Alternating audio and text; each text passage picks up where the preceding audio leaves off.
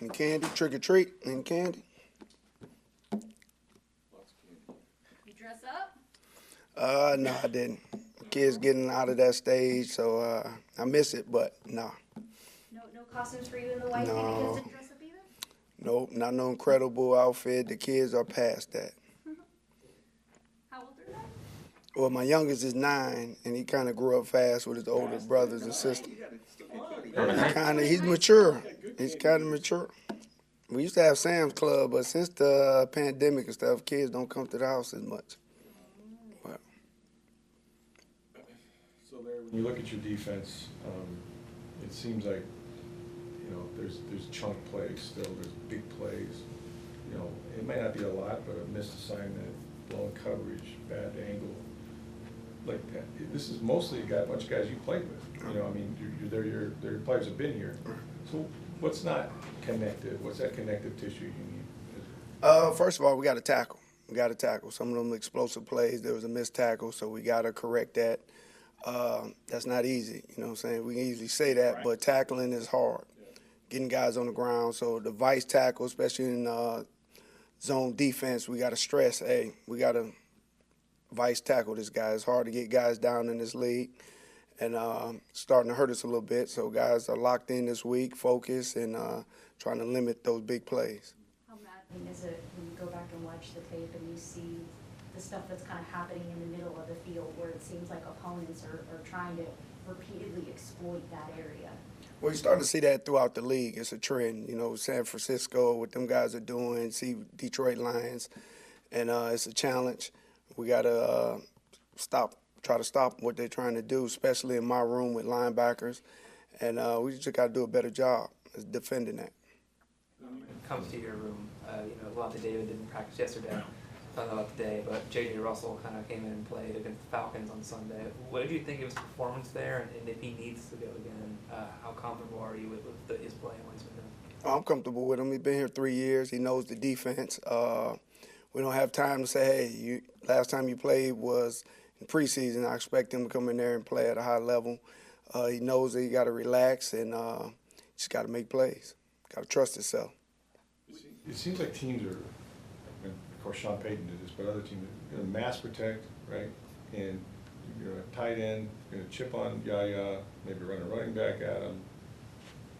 He's going through it, right? Like, he's getting a lot of attention. So how do you combat that with a young player who's maybe get frustrated knowing that they're running 3 at him every play? Well, you got to mix up the coverages.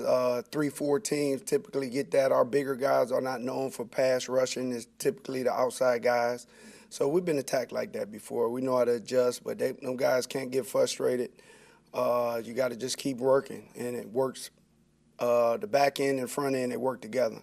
So we got to cover better, so give him extra time to rush the passer, but he just got to stay at it. And as a staff, we'll fix those things, get them guys open to get the quarterback. You guys had a good thing when you could kind of sub out Dennis for Britt and have the best of both, if you will, some in passing down, some in run down. And obviously, you've missed something without Servasi in there.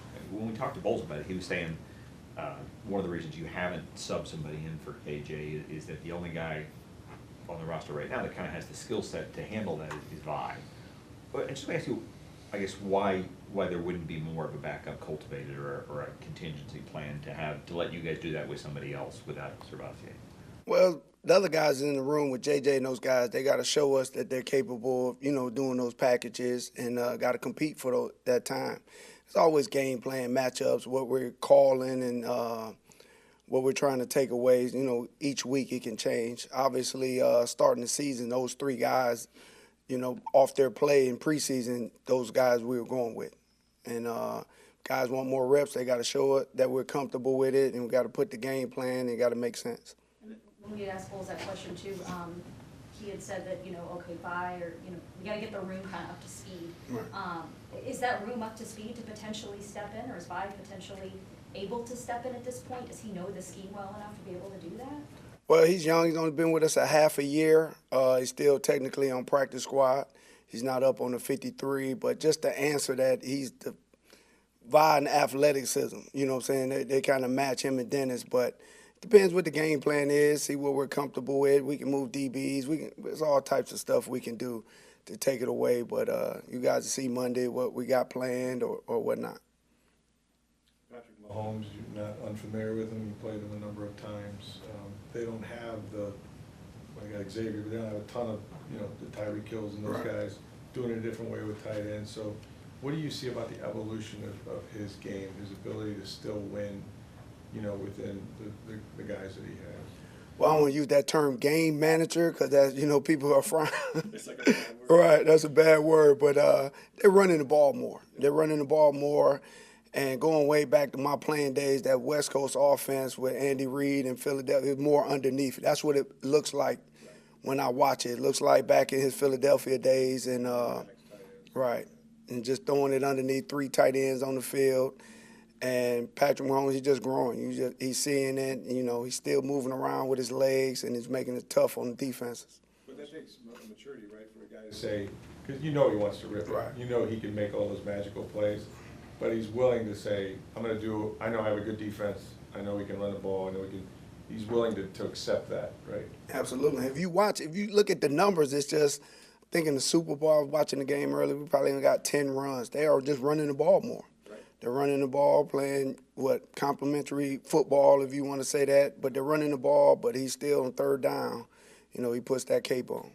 Coach Bowles was saying that, defensively, it's just a few plays that you guys are giving up. But obviously those few plays are making the difference in games. I mean, what has to change to where you guys are in the right spots and doing all the right things on those big plays, those Kyle Pitts-like plays that are happening, those explosives?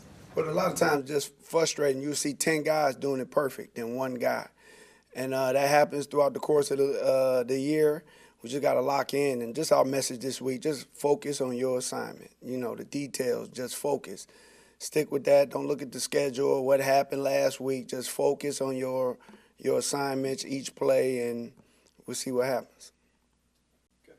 Thank you, Coach. All right, see you guys.